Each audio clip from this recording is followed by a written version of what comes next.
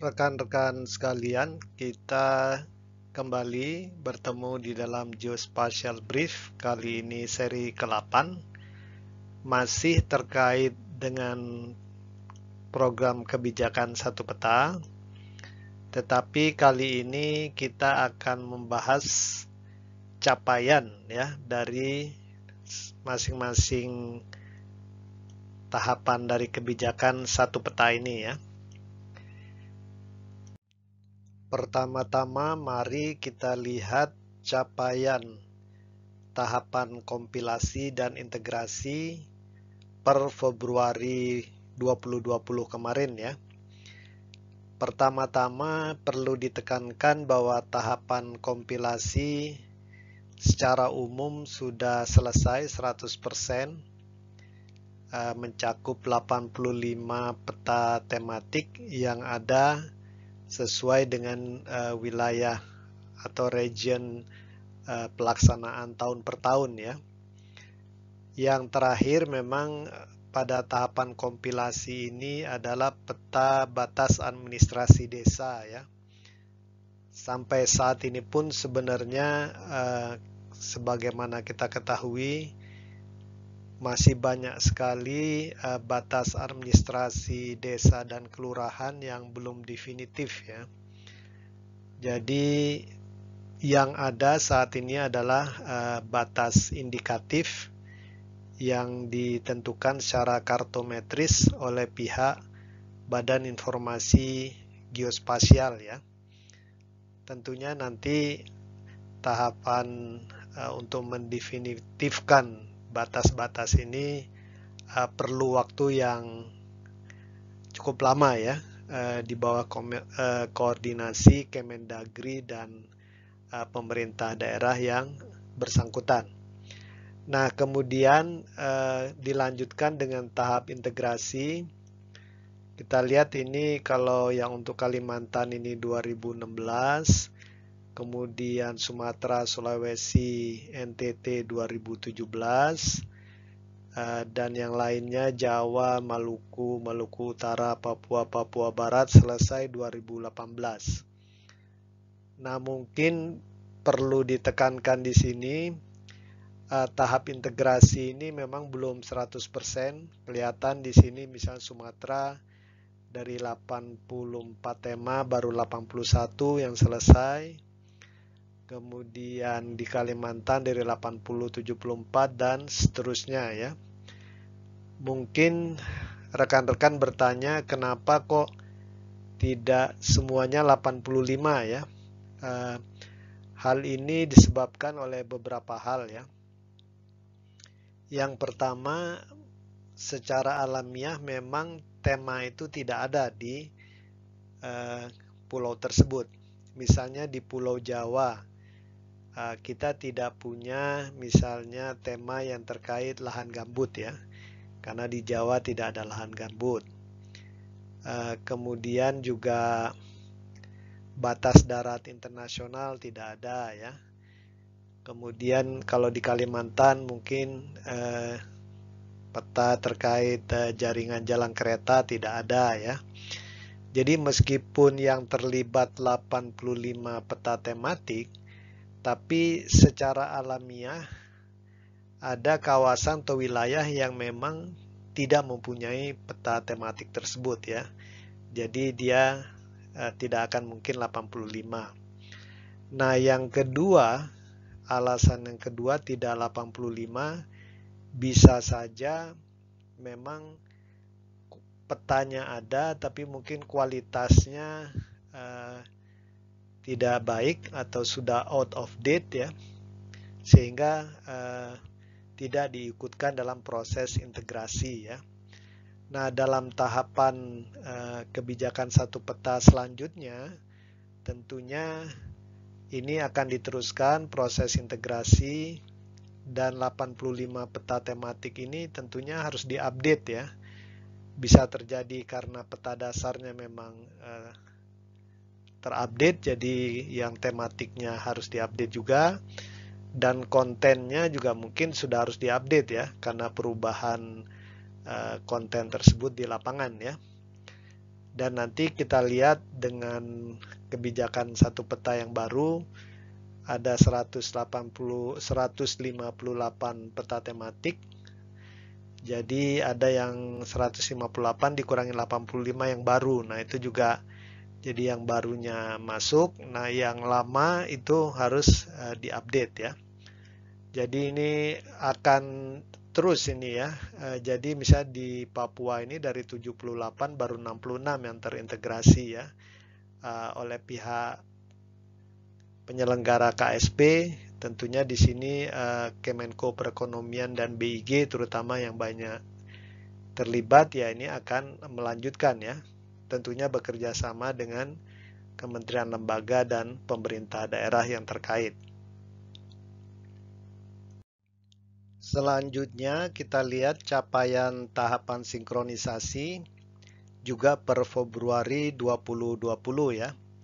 Nah, salah satu capaiannya adalah penyusunan peta indikatif tumpang tindih IGT atau PT.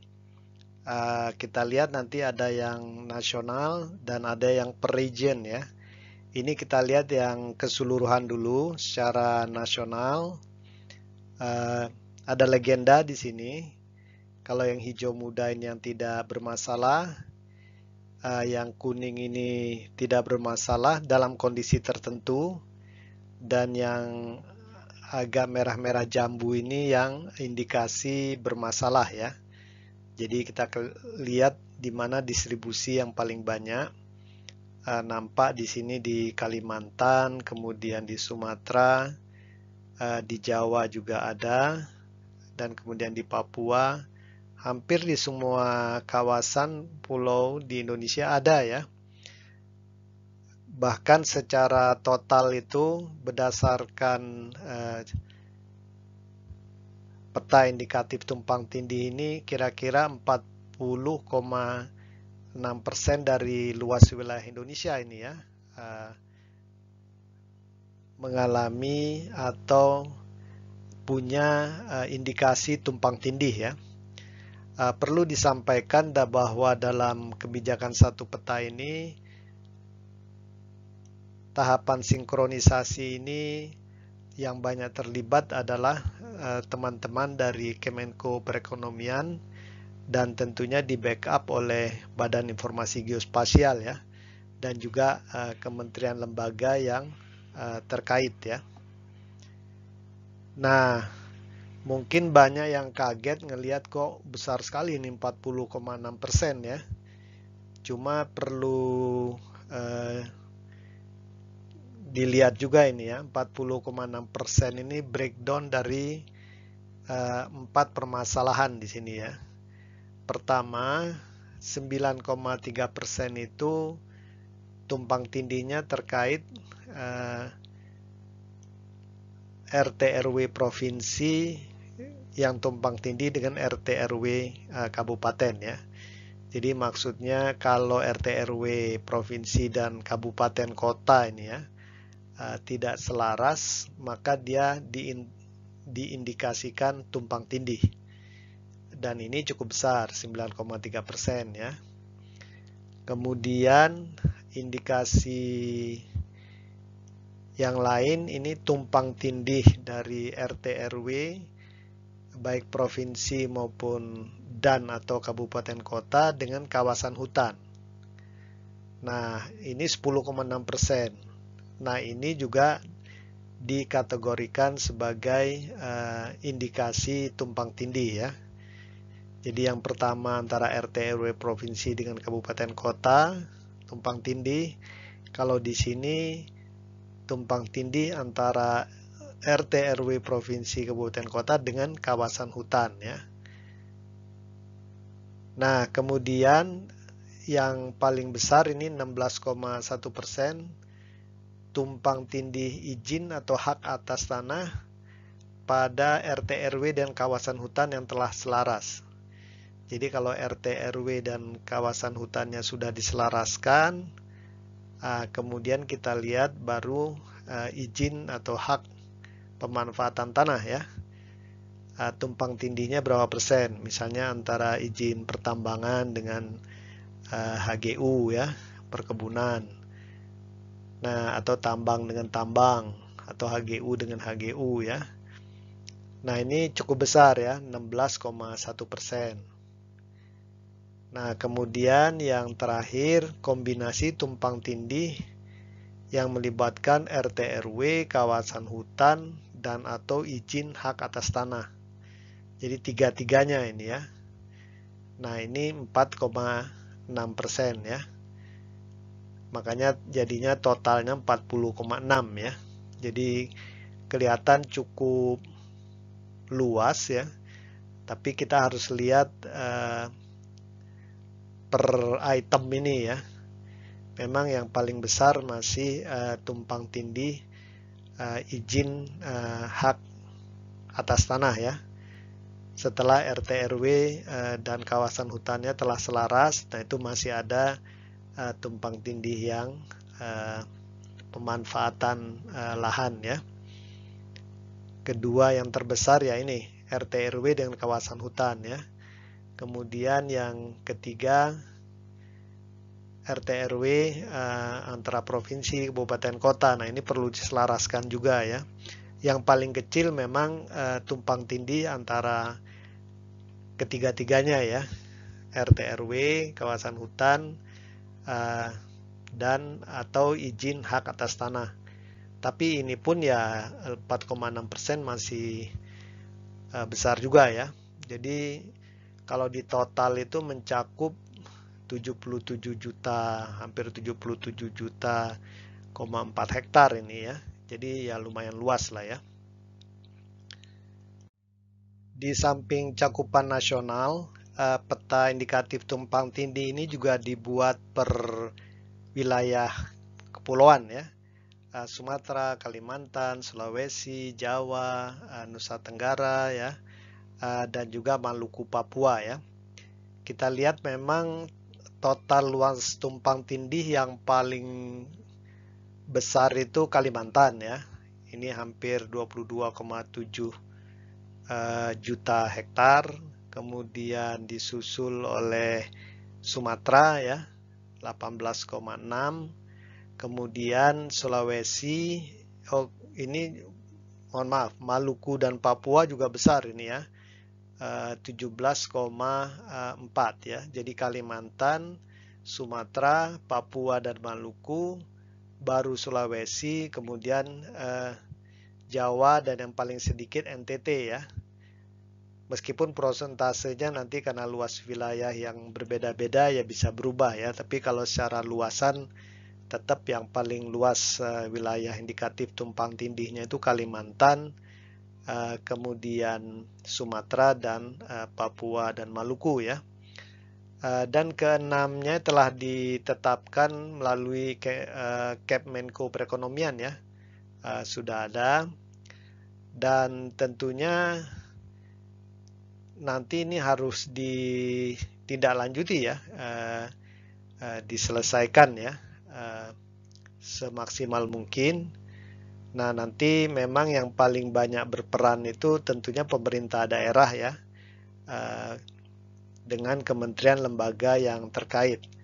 Dan untuk penyelesaian ini Kemenko Perekonomian telah menyiapkan beberapa rule base ya. Kalau tidak salah ada 15 rule base, aturan-aturan dasar yang bisa diikuti oleh pihak-pihak yang melaksanakan sinkronisasi.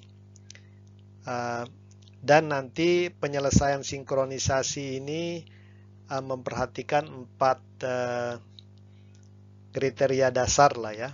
Jadi yang pertama, proses sinkronisasi ini harus memperhatikan aspek legitimasi hukum ya, karena kan tumpang tindih ini tentunya kalau menyangkut pemanfaatan lahan untuk misalnya izin pertambangan, perkebunan, dan lain-lainnya, tentunya ada aspek-aspek hukum yang sudah terlibat ya. Nah ini harus diperhatikan bagaimana menjaga legitimasi hukum yang sudah ada. Nah kemudian yang kedua, sinkronisasi ini harus memperhatikan hak-hak masyarakat di wilayah di mana terjadi tumpang tindih ya. Jadi hak-hak masyarakat di kawasan tumpang tindih harus dihormati ya. Nah, yang ketiga juga harus difikirkan kepastian berinvestasi ya. Jadi pihak-pihak yang sudah berinvestasi kemudian terjadi sengketa karena adanya tumpang tindih. Nah, ini bagaimana ya? Jadi iklim investasi tetap harus dijaga ya. Jangan sampai pihak yang sudah mau berinvestasi sudah mengeluarkan banyak dana tapi kemudian terjadi tumpang tindih dan dia bisa-bisa malah rugi ya. Nah, ini harus diperhatikan. Nah, yang terakhir harus diperhatikan juga aspek pembangunan berkelanjutan ya, terutama menjaga ekosistem lingkungan di kawasan terjadinya tumpang tindih tersebut ya. Nah, untuk ini memang nanti akan diperlukan banyak sumber daya manusia geospasial, terutama di daerah-daerah ya, dan juga di lingkungan kementerian lembaga yang terkait dan tentunya pihak swasta nanti ya yang ikut terlibat mungkin pihak swasta geospasial maksudnya ya. Nah, memang melihat luasan kawasan indikasi tumpang tindih ini, penyelesaian sinkronisasi ini memang tidak akan berjalan secara cepat ya. It's not a piece of cake lah ya, bukan masalah yang mudah, tapi ya memang harus diselesaikan ya secara sistematik berdasarkan 15 rule base yang ada dari Kemenko Perekonomian dan juga berdasarkan 4 asas dasar penyelesaian tadi ya. Mudah-mudahan insya Allah lah kalau dilakukan secara sistematik, secara baik bisa diselesaikan ya. Nah, kemudian tahap terakhir setelah kompilasi, integrasi, kemudian sinkronisasi, tahap terakhir yang sangat penting sebenarnya adalah berbagi pakai data ya. Jadi produk-produk dari informasi geospasial ini harus berbagi pakaikan di antara para stakeholders dari kebijakan satu peta. Nah, berdasarkan Perpres 27 2014 yang dilandasi Undang-Undang Nomor 4 2011, tentunya ya jaringan informasi geospasial nasional JIGN ini harus dimanfaatkan nanti ya. Karena JIGN ini adalah sarana berbagi pakai ya, penyebar luasan IG, seluruh IG ya di Indonesia melalui simpul jaringan. Salah satunya adalah produk-produk kebijakan satu peta ya, di samping produk-produk Badan Informasi Geospasial lainnya yang disebarluaskan juga melalui JIGN ya. Jadi JIGN ini punya portal sendiri namanya INA Geoportal ya.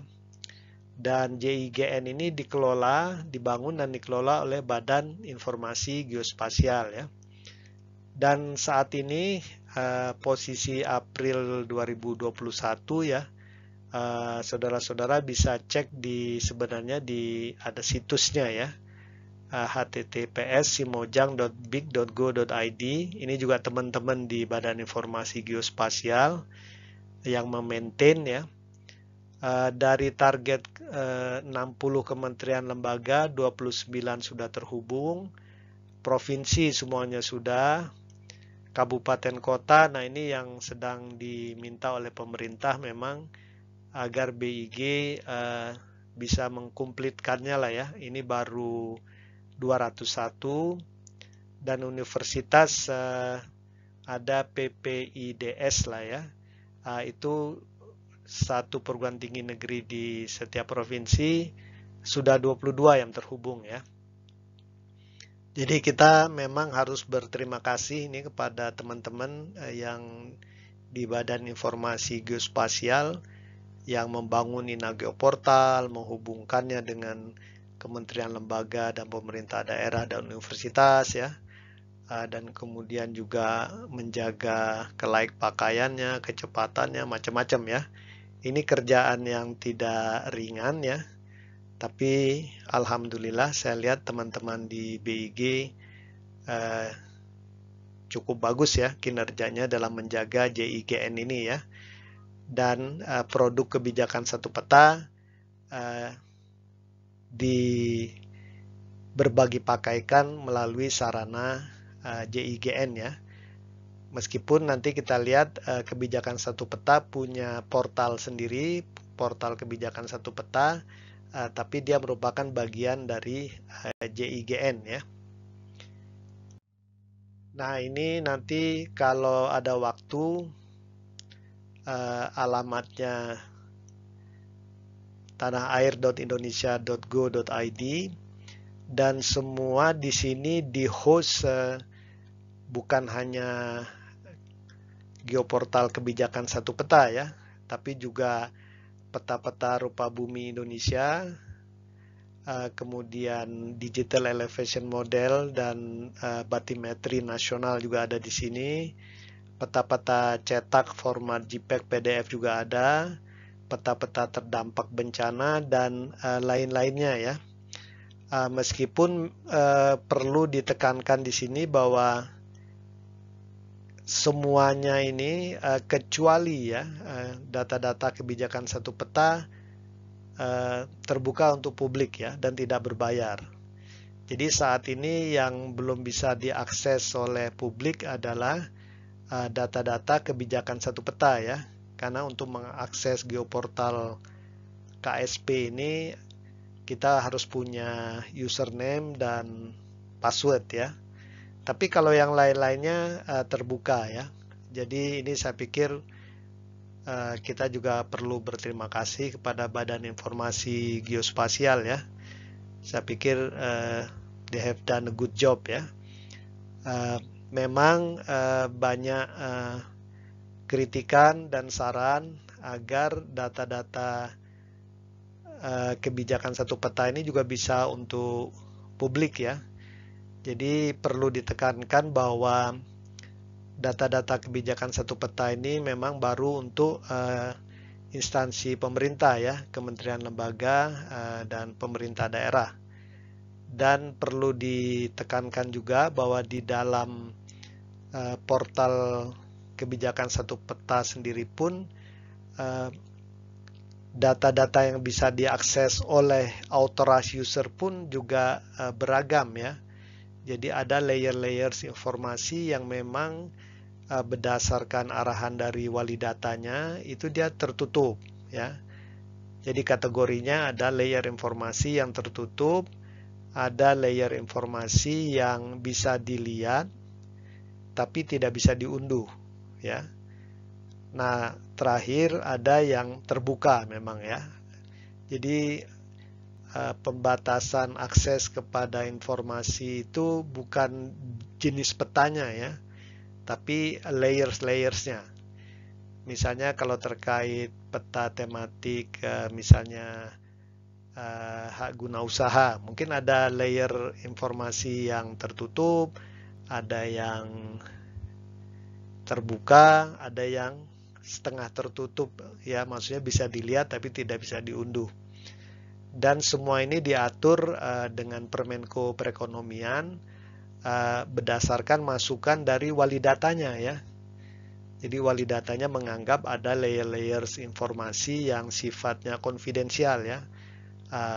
Karena kalau dibuka mungkin bisa mengganggu keamanan pertahanan negara atau bisa juga membuat kegaduhan yang tidak diharapkan ya. Jadi memang mesti dimaklumi bahwa di dalam peta tematik ini memang ada layers-layers yang memang dianggap belum perlu diketahui publik saat ini ya. Tapi kita tidak tahu ya di masa depan apakah keterbukaan data dan informasi kebijakan satu peta ini apakah akan dibuka ke mitra-mitra non-pemerintah atau tidak ya. Tentunya ini tergantung kepada pemerintah dalam hal ini Kemenko Perekonomian ya, dan kementerian lembaga lain yang duduk sebagai tim pengarah di sana ya. Jadi itu situasinya saat ini. Tapi secara umum INA Geoportal JIGN ini membuka peluang bagi berbagai pihak untuk memanfaatkan data dan informasi geospasial di Indonesia seluas mungkin ya. Meskipun memang masih ada restriction untuk data dan informasi terkait kebijakan satu peta ya.